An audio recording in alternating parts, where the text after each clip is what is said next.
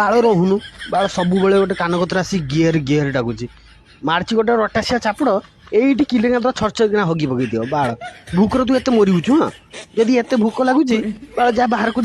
ଯାଇକି ଲୋକମାନେ ହଗିଥିବେ ସେ ଗୁହ ଚାଟି ଦବୁ ନହେଲେ ଲୋକମାନେ ଖାଇକି ଅଇଁଠା ପତ୍ର ପକେଇଥିବେ